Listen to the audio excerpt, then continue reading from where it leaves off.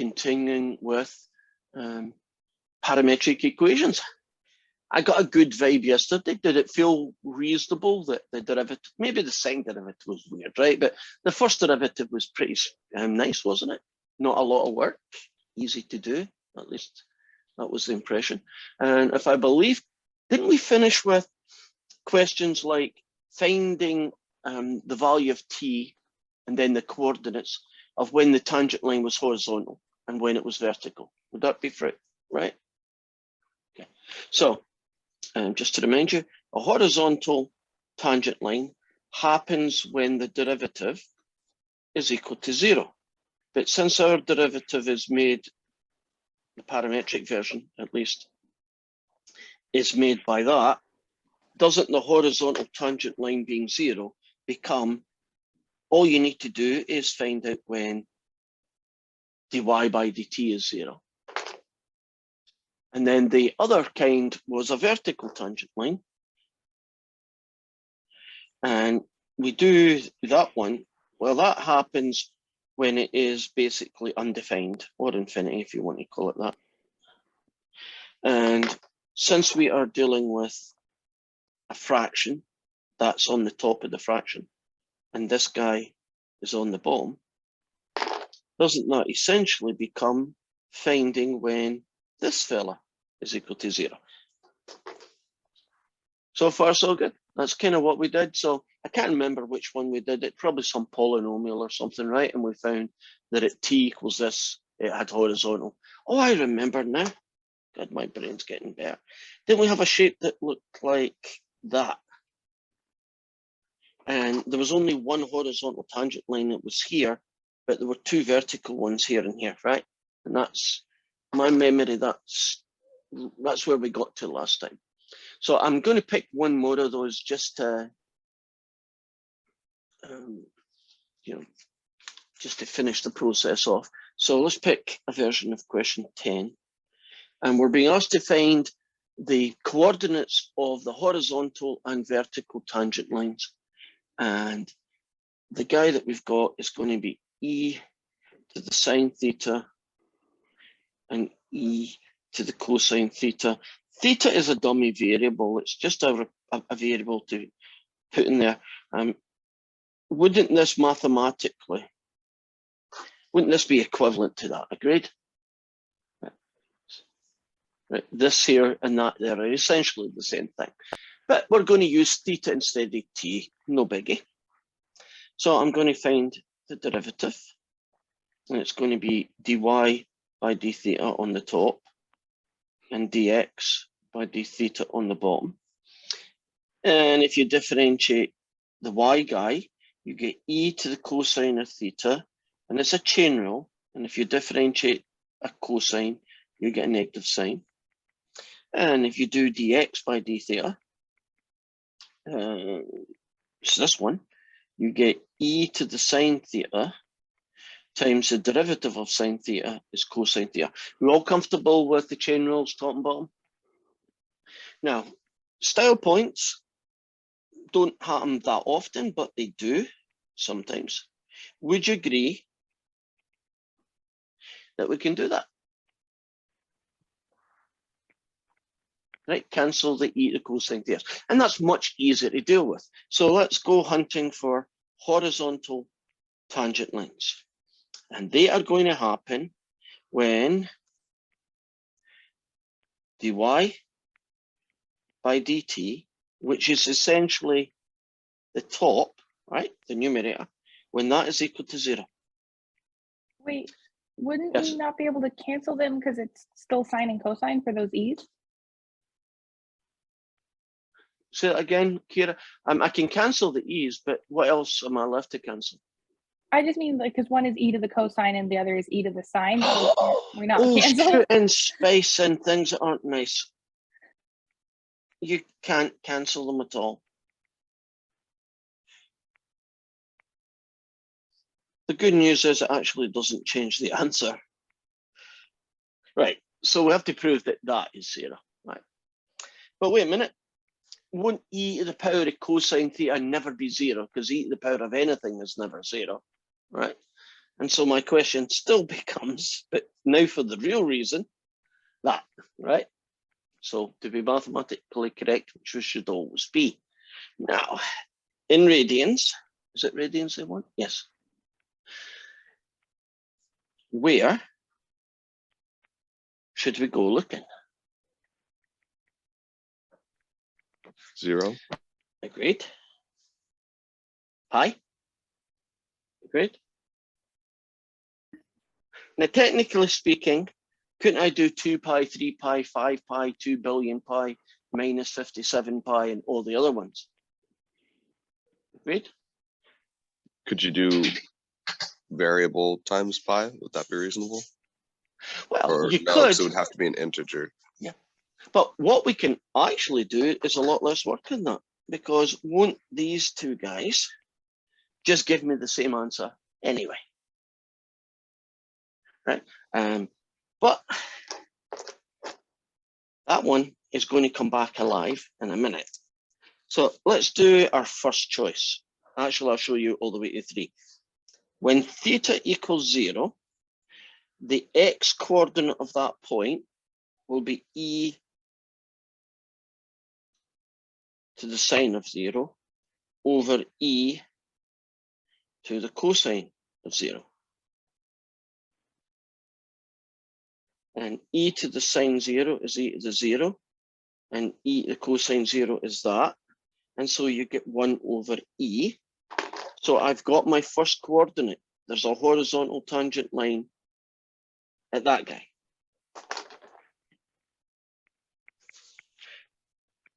Now, the next one on my list is pi. And the x coordinate is going to be e to the sine over pi.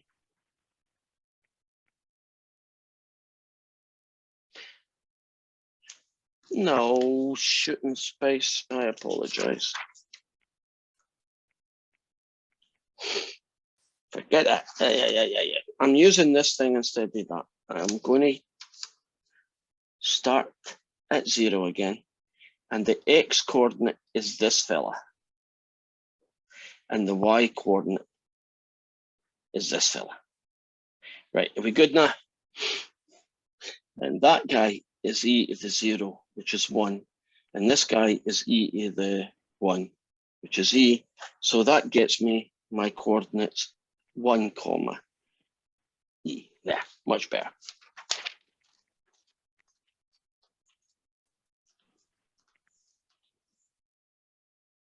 Now, I can also have theta equals pi. So x will be e to the sine pi. And that's e to the 0, which is 1. And y will be e to the cosine of pi. What is the cosine of pi? 1. -1. -1. -1. And that gets me 1 over e. So my second answer is 1 over e. Now, if I did theta equals 2 pi, can you trust me? You just get back to this point. Right, e to the sine 2 pi is 1, e to the cosine of 2 pi is e. And so you're just repeating this shape. So that one I will kill off. And that means I have 2 answers. So I have horizontal tangent lines at the coordinates 1, comma e and 1, comma 1 over e. Right. Now, if we go hunting for when we have vertical tangent lines, we are looking for when is the bottom. Can I see the page real quick? There you go. That doesn't matter because it's never going to be 0. So we're looking for that. When is the cosine 0? Well, it's 0 there and it's 0 there. Technically, doesn't it keep going on forever, repeating itself? But these are the only 2 that give unique points. After that, Good. they just repeat themselves. We good? So I'm going to check that one first. So theta equals pi upon 2 the x coordinate is e to the sine theta, which is this guy, which is e to the power of 1, which is e. And the y coordinate is e to the cosine pi upon 2, and that's e to the 0, which is 1. So e comma 1 is one of our answers. And then if I go through a similar process, but at that point, we have the x coordinate is sine of 3 upon 2, which is e to the negative 1. And the y coordinate is cosine of 3 upon 2 pi, which is still 0, which gets me 1. And so I now have that one. So if I put all of it together, there are two horizontal tangent lines, and they happen at 1 comma e and 1 comma 1 over e. And there are two places where there are vertical tangent lines, and they happen at e comma 1 and 1 over e comma 1. Are we comfortable after the little hiccup that we found the only ones? Now, what about all the other angles, 2 pi, 5 pi, 20 pi? They just end up being one of these, right? And so you're only looking for unique answers. So you might think, well, what does that look like when you draw the picture? Can you imagine that that's what the shape looked like, right? So if you did 0 to 2 pi, you would go round the loop once. So what happens with 4 pi? Well, all this shape does is it repeats itself over and over again. So aren't you modeling a racetrack? So you went 7 laps, but don't you just end up at the same spot? So can you imagine that would be one of the places where the vertical tangent line would go? Right. Well, if you went all the way around, wouldn't you still end up at the same place again, and you still have the same vertical tangent line? So that is that job, I hopefully, kind of done. So what we're going to look at now is, this is a version of 11. Here is a parametric curve.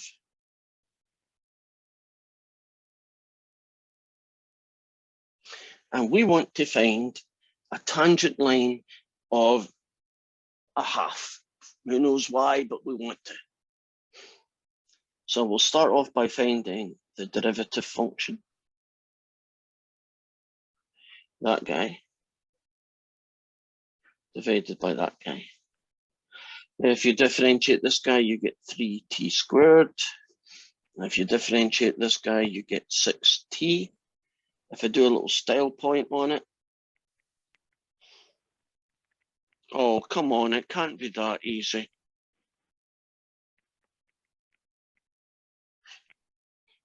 Double check that. 3 over 6 is a half. Yeah, it is a half t. Okay, it was a lot easier question than I thought. So the derivative at any given value of t is a half t. So if you want to find out when this thing has a slope of a half, aren't you basically just trying to solve that? Which is almost not a question at all. Right, that's why I was slightly annoyed it was easy. Wouldn't it be much nicer if it had been a half t squared plus 7 or something where you had an equation to solve? But this one you do in your head. Now you want to know the coordinates of it. It's 3 times 1 squared plus 3, which is 6. And it's 1 cubed take away 3, which is -2. And so the point where this happens would be at 6, -2. And that's that question finished. So can't we find questions like, where does a curve have a slope of 10 or 42 or any number you like? You find the derivative in terms of t, make it look pretty if it's possible, solve the equation, and you may get 2 or 3 answers, right? Could you imagine in some curves, couldn't there be 2 or 3 places where the slope was a half?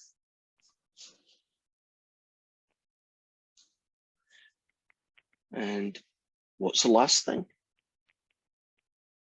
How to find the area of parametric curve.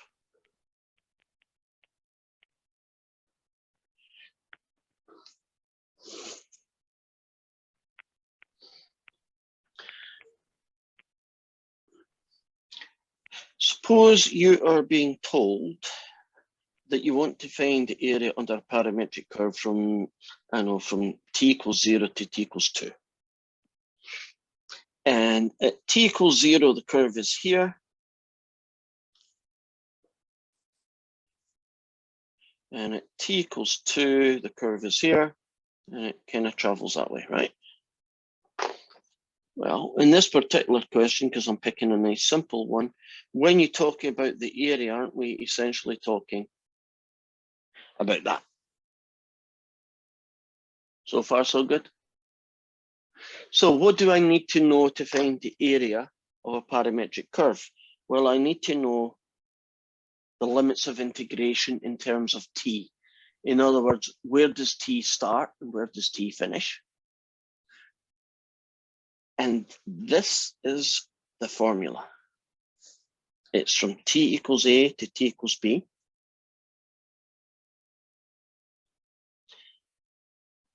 The notation is yt dx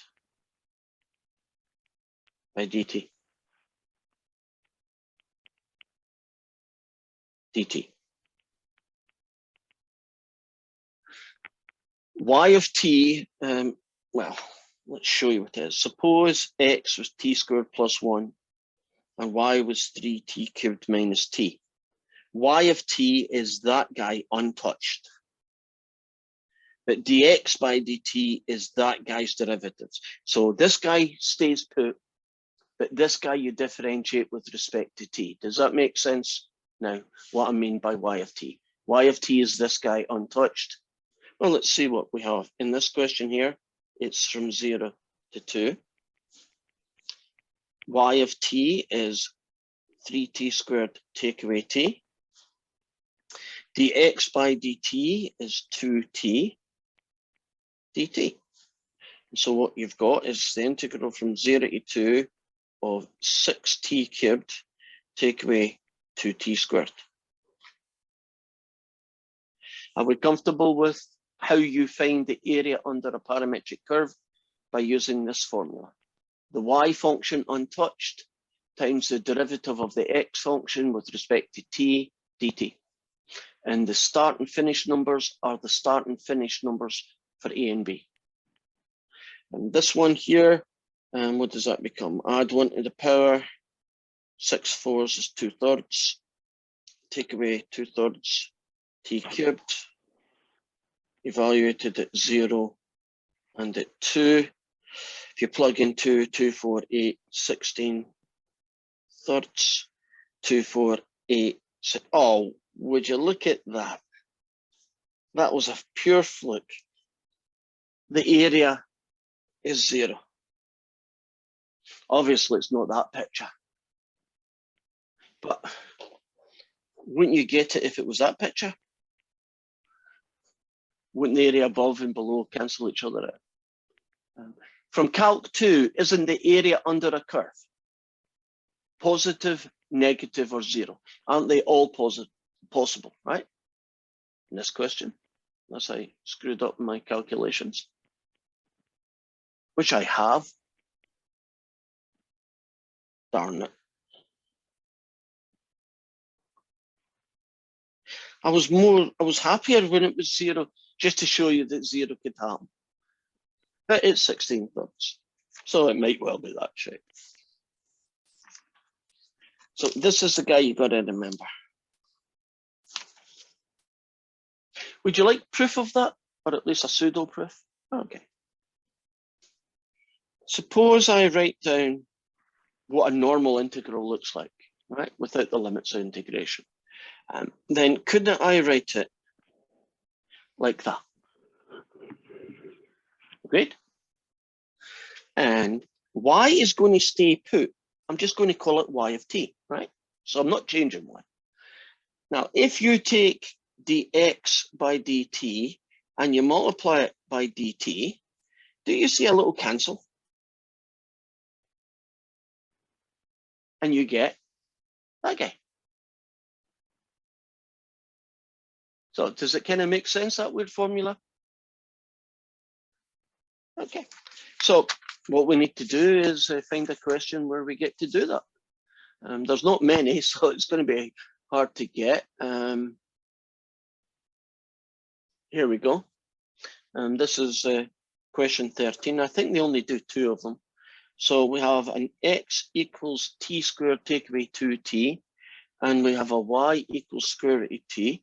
And one of the things you can do with parametric that you wouldn't easily do with Cartesian is that we're finding the given curve and how it intersects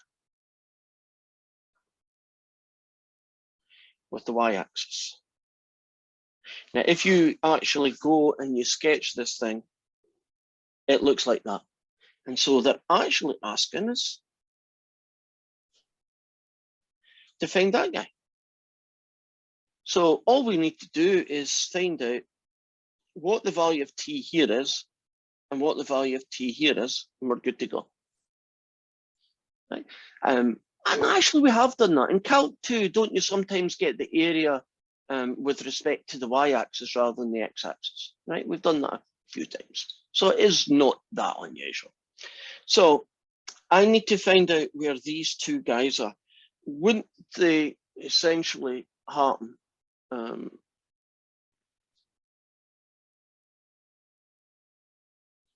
trying to find the t numbers where this happens, just a little bit trickier. Is there some missing here?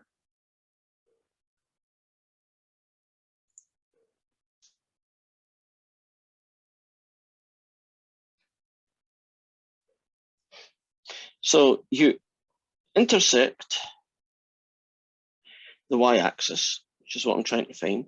And don't you do that when the x coordinate is 0? Does that make sense? And the x coordinate is 0 ends up being that guy, right?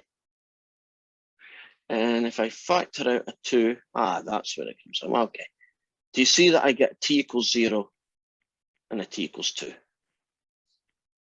Are you comfortable about how I found the start and finish value? Right, I found out when x was equal to 0.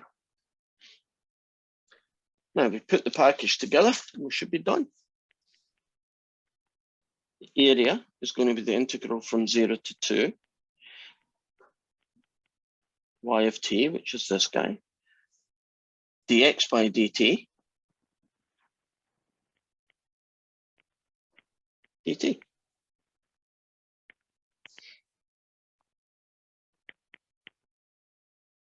So it's going to be the integral from 0 to 2. If you turn that into a half power, you get 2t to the 3 halves, take away 2t to the half dt. Why did I do what I just did there? Why did I change the square root of t times 2t minus 2 into these rather ugly fractional powers? I mean, there's a reason for me doing that. Make it easier to integrate. Yeah, because don't we have to use a power rule? And you can't really do a power rule if you leave things with square roots in them, right? It just doesn't work. So add 1 to the power is 5 halves, then divide by the new power.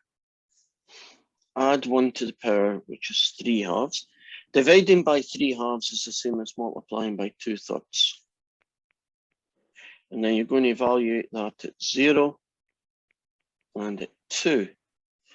I would turn this guy into the square root of t to the 5. And I would turn this second one into the square root of t cubed. And the reason I want to do that is that I want an exact answer, and I don't want 2 to the power of 5 halves or anything, which isn't really, style points isn't really a good way to write it. So here we go. It's going to be 2/5, the square root of 2 to the power of 5, take away 4/3, 2 cubed, take away a whole load of nothings.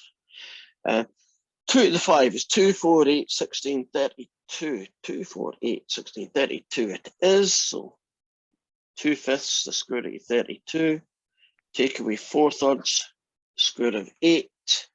That guy can be called 16 times 2, so that's 4 times 2, So you get 8/5 root 2. This can be called 4 times 2, which gets you 2 root 2. So you take away 8/3 root 2. So I'm going to my calculator and I'm taking 8/5 and I'm subtracting 8/3.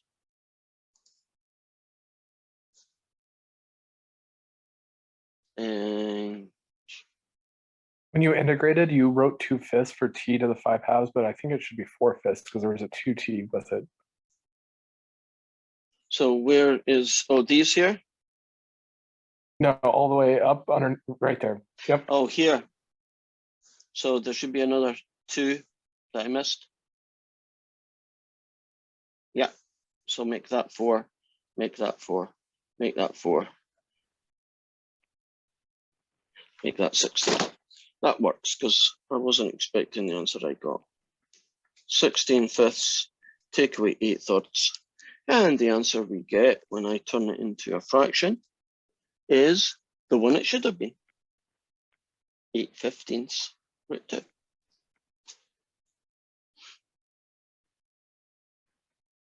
Right, if I could count, I would have got it right the first time. Right? Are we cool with how to find the area? It's a very rare question, but it's there. So now we are moving on to another chapter.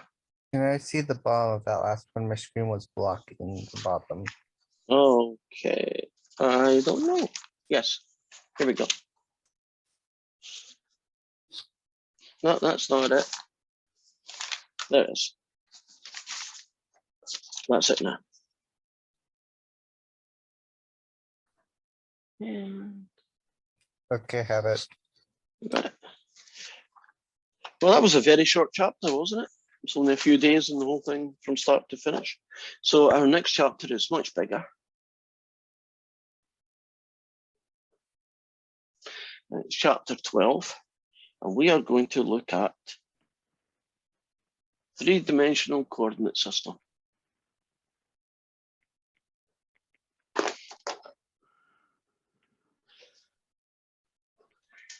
If you think about it, isn't the real world three-dimensional, not two? So our calculus and a lot of what we've been doing has been based on a two-dimensional world, right? Those guys. And we have different, oh, it would help if you could see what I'm trying to show you. So our world is really three-dimensional, but isn't that what we've been dealing with? Isn't Calc 1 and Calc 2, for the most part, wasn't it two-dimensional, right? X and Y, two-dimensional.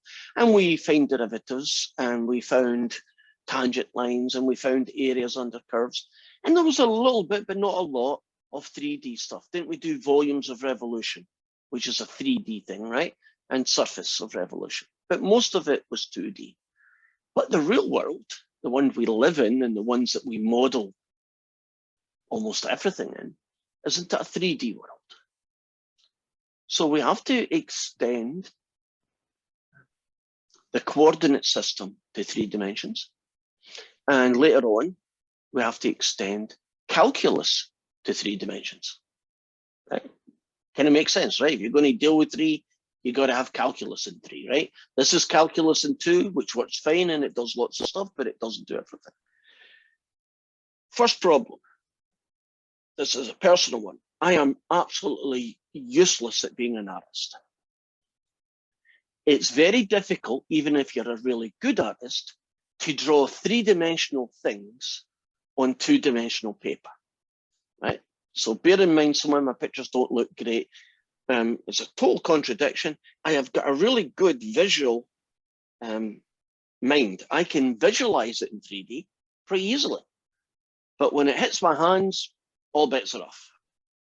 So this is the typical way in which we describe 3 dimensions. Now, do you notice that it's not maybe written in the orientation that you thought? In fact, it's a slightly weird orientation because you're really where my finger is looking inwards. because these are the positive numbers for X, these are the positive numbers for Y, and these are the positive numbers for Z. Why is that called Y? But don't these axes have to go in both directions? We don't normally put these three axes in because the picture's already getting messy. Can you imagine how much more messy if we put those extra lines in? And what am I saying? You're actually here. You got to imagine you're in a physical world and you're standing and you're looking this way. Won't the X and Y be the floor, right? And so the floor will go X positive, Y positive, just the way you always did it, right? And won't Z be, for want of a better term, the vertical position, right?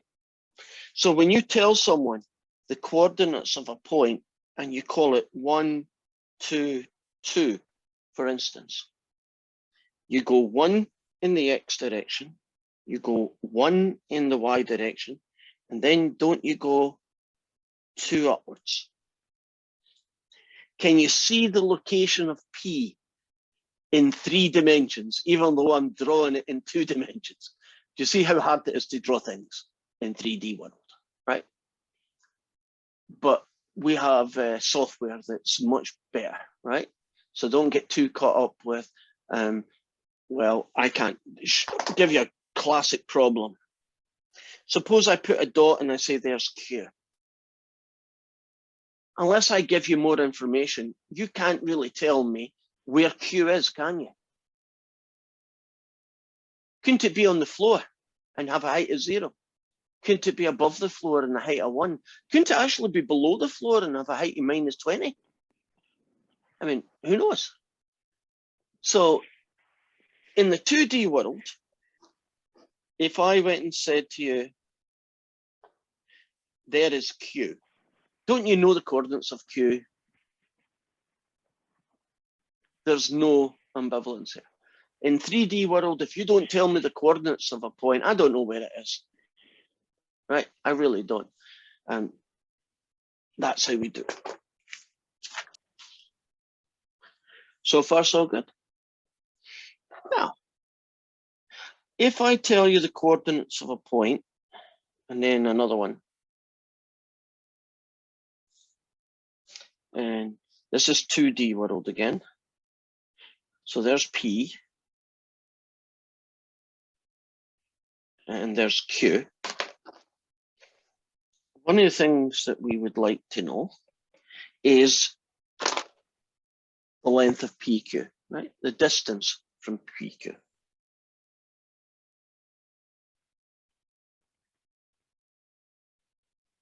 So here's some notation. You put a vertical line either side of it. Whenever you see that, it means the distance PQ. Anybody seen that notation, maybe in physics? You can also just call it PQ. And you will see in some textbooks, if you go hunting, PQ with a double line either side. They all mean the distance PQ. Now, in a 2D world, the distance, I'm going to use that notation, is, and it's called the distance formula.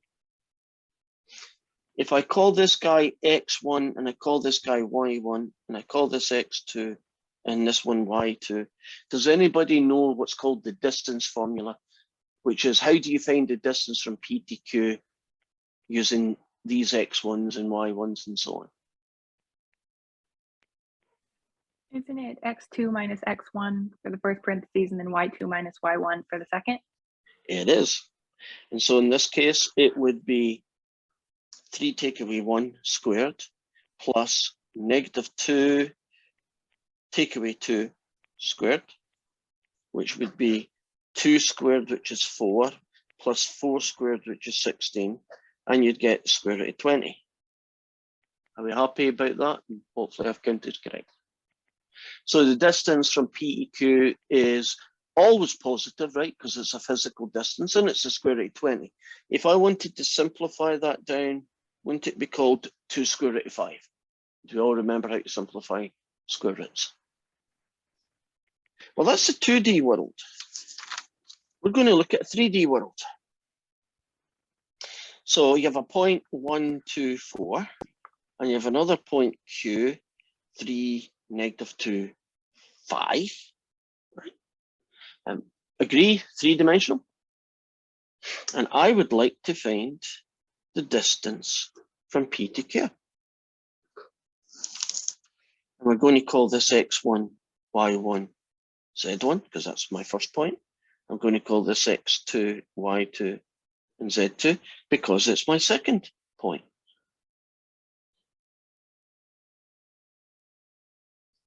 And the distance formula is X2 take away X1, Y2 take away Y1, and Z2 take away Z1.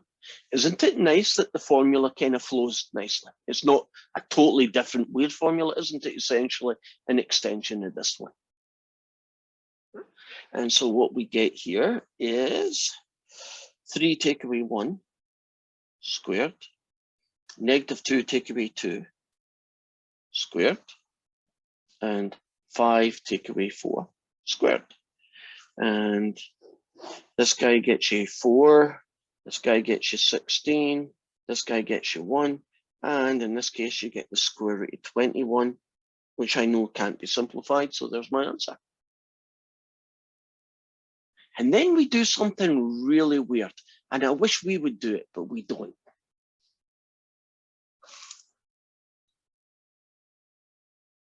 You can move into 4th dimensions. And a point in 4 dimensions might be called 1, 2, 4, 5.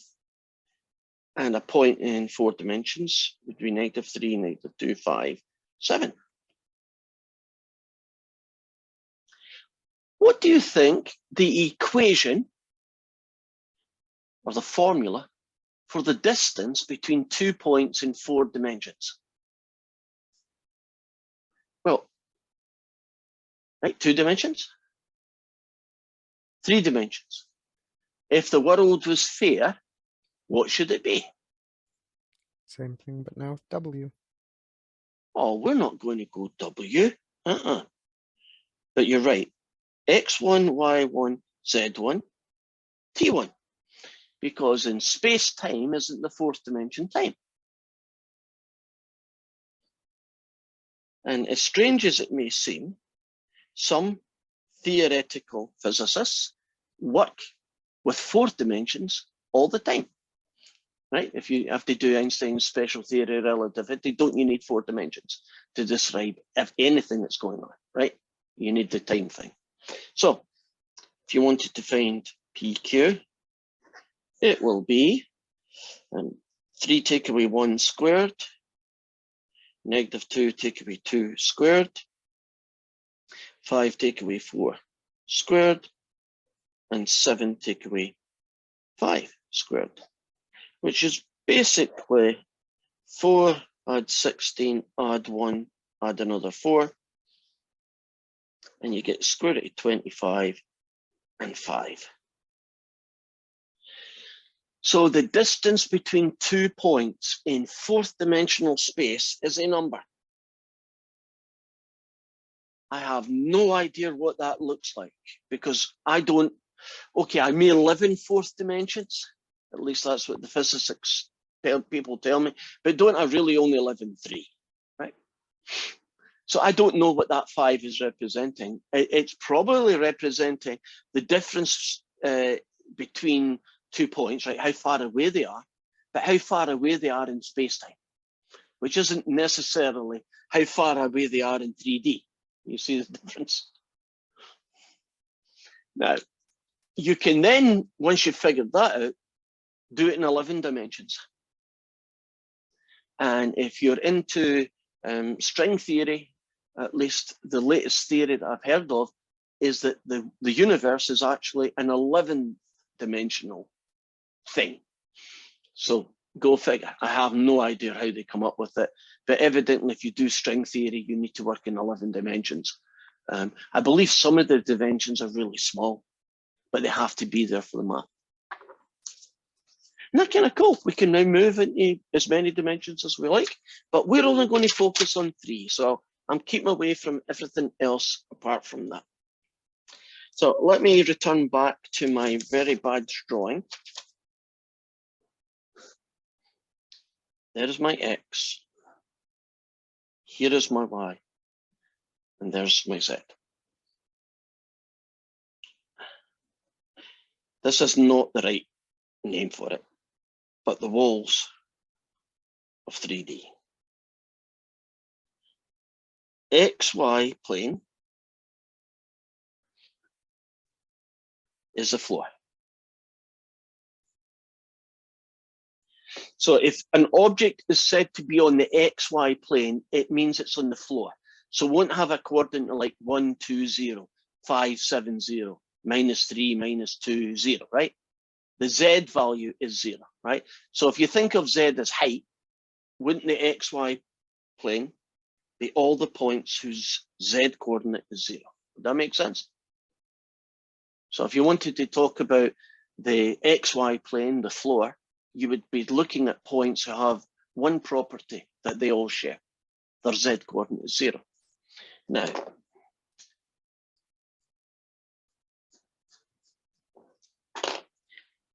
there are 3 planes altogether. This one that I've kind of shaded going this way, right, is called the XZ plane. Do you see that you name the plane by the 2 axes that use it? Would you agree that this shaded one is the XZ plane, right? Now, what does the XN, I guess I should call it the XN plane. I don't know what you call it, sidewall. How would you describe, like I described the floor, the XY plane is Z equals 0. How would you describe XZ plane? Y equals 0. Right. So if you have a point whose coordinates are 3, 0, 2, don't you know it's an XZ plane, right? Because its Y coordinate is 0. And of course, for completeness section, we have a YZ plane, which also is some kind of sidewall. And the YZ plane would be X equals 0. So if you hear someone talking about in 3D space, where does this curve intersect with the XY plane? Aren't they basically telling you where does this curve hit the floor, right? And you're looking for the coordinates of that point in 3D space. Now, suppose I give you a point whose coordinates are 1, 2, 3. So can we pretend it's there, right?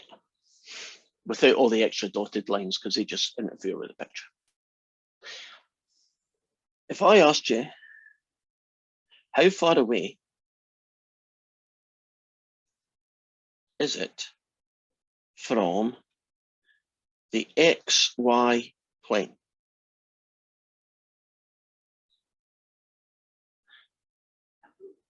Agreed? And how do you know it? Well, if you are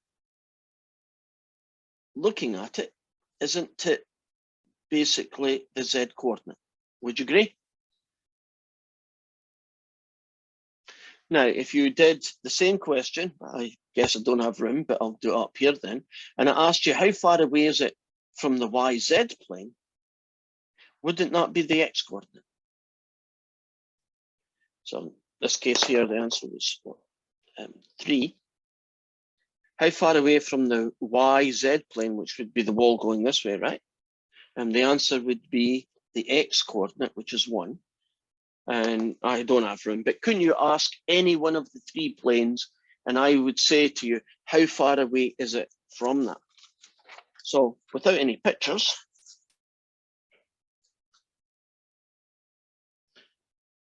how far away is the point P, -1, 3, 4,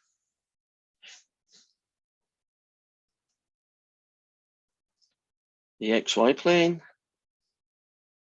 the XZ plane, and the YZ plane. Okay, how far away is it from the XY plane? What number is it? Great, put it in red. It's 4, right? It's that guy. XZ plane, how far away is it? Now you're about to be careful. How far away is it from the YZ plane? 1. I agree. Why is it not -1? You can't travel a negative distance. Right. If the thing that you're measuring is a physical distance, it has to be positive, right? If it's a physical thing, most of the time, doesn't have to be positive, right? So when you're asking how far away is it, you're asking a distance, and distances are positive, right? For instance. So won't the distance between 2 points in 3 dimensions always be a positive number, right? You could never get a negative out of it. It would make no sense in the physics of this world. Here are oh yeah, we'll get this one done. I know it's only question 1, but I wanted to get at least a head start on it. Here are 3 points.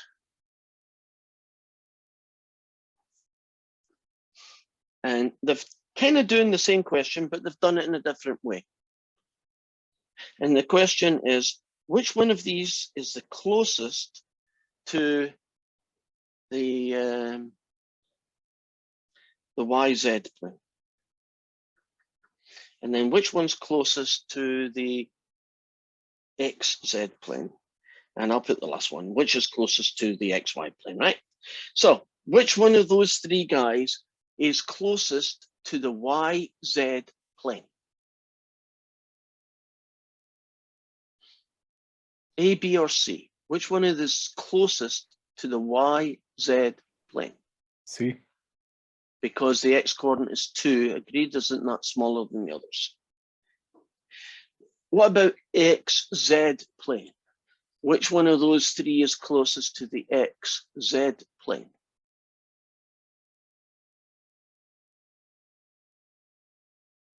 A. In fact, isn't it in the XZ plane? Right, it's actually on it, right? It's like somebody painted a dot on the side wall. And for completeness sake, then which one is closest in the XY plane? B. Did you say B? Yeah. No, XY plane. sorry, it's A. Okay. Are we comfortable about what 3D looks like? Get a little bit more mental picture of it. How it's drawn with the axes in this funny way. Oh, you might wonder, where on earth did this orientation come from? I mean, couldn't you draw all sorts of other ways, right? Turn it a little bit. And the people I'm going to blame for that are the engineers stroke physicists. There's a thing called the right-hand rule. Has anybody heard of it? Called the right-hand rule. So you do things with your fingers and your thumb, right? You ever done that? That's who you have to blame. For them, that orientation works, right? So that when they talk about forces, they're pointing in the right direction. So you have to orientate it in this way to make sense for the math to come out right. Otherwise, things point in the wrong direction and they get all confused because, well, engineers aren't that bright, really. That's the problem. Okay, put your name down. At least I got one insult against engineers before we left.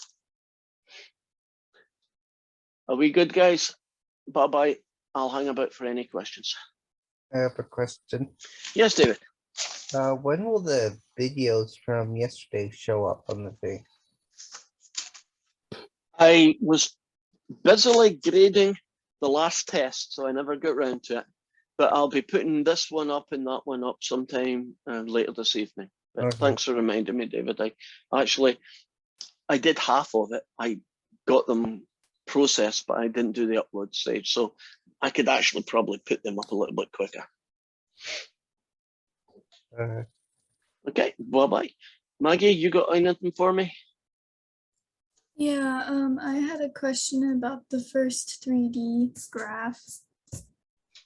And is that one of my picture things? Yeah, Okay, let me find it. Here it is, I think. Right. I'll So put I it on think the I d- screen. I think I just misunderstood, or I Okay. wrote down the wrong coordinate or something. Cause you did P is 1, 2, 2, but Right. then you graphed it as 1, 1, 2. Well, I let me think. put a little mark in there to represent 2 movements. And I'll put a little mark in here to make 2 there. So it's 2 in that direction, 2 in that direction, 1 in that direction. Does that help? I'm just not very good at drawing. Yeah, I think I understand. Probably should have made it a little bit further in this direction, right? Because that definitely doesn't look like the same, but it's meant to have been. Okay. Okay. That help? Yeah, so then if we were looking at it from a different angle, then the 2 where you just wrote the 2 would line up with the 2 coordinate. Yeah, that would is that be a is that 2, where that would be? 3. Yeah, right. So that would be 2. No, wait a minute. That's 1. No, That's no, no, X's. no. The red Yeah. 2. The red 2, yes. I don't understand. That red 2 would be more like over here, right? There. Does that help? Okay. Yes. Thank you. Yeah. Trying to draw in 3D is not fun, as you have now noticed, right? Yeah. And it's much easier in your mind just going 1 in the X, 2 in with the Y, and then go 2 up, right? You can visualize that a lot easier than I can draw it. Yeah. Okay. I get it. Okay. That answers my question. Okay then. Well, I don't know. Are you a better artist than I am? Because almost everybody is. I don't know. Yeah. It kind of reminds me of a story you told Emma about when you were going to school and they were like, well, you passed the abstract part. Yeah. Yeah. It's not. It's hard. But, Yeah. it's fun. I don't mind getting things wrong. It's part of life. Right. That's Okay. the positive outlook. Well, I need it with the number of mistakes I make. Alrighty. Well, thank you, Mr. Robertson. You are welcome. Bye bye for now. Bye.